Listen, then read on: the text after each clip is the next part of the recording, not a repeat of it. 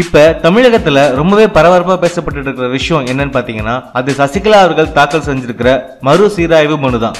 இவங்க நேத்து இந்த மனுவை தாக்கல் செஞ்சிருக்காங்க. இவங்க தாக்கல் செஞ்ச இந்த மனுவை பொறுத்த வரைக்கும் இவங்களுக்கு எந்த அளவுக்கு லாபம் கிடைக்கும், இவங்க விடுதலை ஆவாங்களா மாட்டாங்களா அப்படிங்கிறது தான் இப்போதைக்கு தமிழகத்தில் இருக்கிற மக்களோட பெரும் எதிர்பார்ப்பா இருக்கு.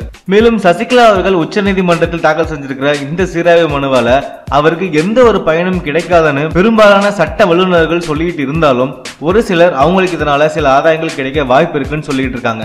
சொத்து குவிப்பு வழக்குல உச்சநீதிமன்றம் தனக்கு 4 வருடம் சிறை தண்டனை விதித்ததை அடுத்து அந்த தீர்ப்பை எதிர்த்து சசிகலா அவர்கள் நேற்று சீராய்வு மனுவை தாக்கல் செஞ்சிருக்காங்க.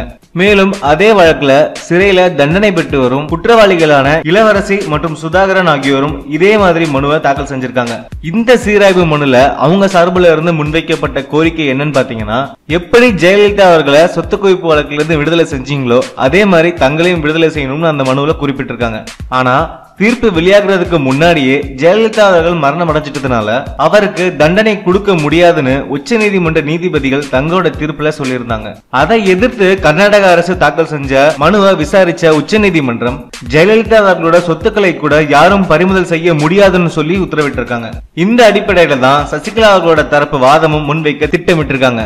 இப்படிதான் 1991ஆம் ஆண்டு ஒரு வழக்குல ஒரு தீர்ப்பு வெளியாச்சு. அந்த தீர்ப்புல வழக்கோட முக்கிய குற்றவாளி அதாவது A1 குற்றவாளி மரணம் அடைஞ்சிருந்தாங்கன்னா எப்படி அவங்களை தண்டிக்க முடியாதோ அதே மாதிரி சக குற்றவாளிகளையும் தண்டிக்க முடியாம விடுதலை செய்யப்படுவதாக கூறப்பட்டிருந்துச்சு. அந்த ஒரு பாயிண்ட புடிச்சுக்கிட்டு தான் இப்ப சசிகலா அவர்களோட தரப்பு இந்த சீராய்வு மனுவை தாக்கல் பண்ணிருக்காங்க.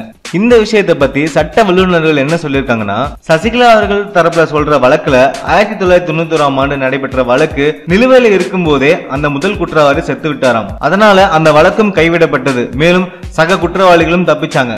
ஆனா சொத்து குவிப்பு வழக்கை பொறுத்த வரைக்கும் தீர்ப்பு வெளியாயிடுச்சு. அதனால 1991ஆம் வருஷம் நடந்த அந்த வழக்கோட தீர்ப்பு இங்கே எடுபடாதுன்னு சட்ட வல்லுநர்கள் தெரிவிச்சிருக்காங்க.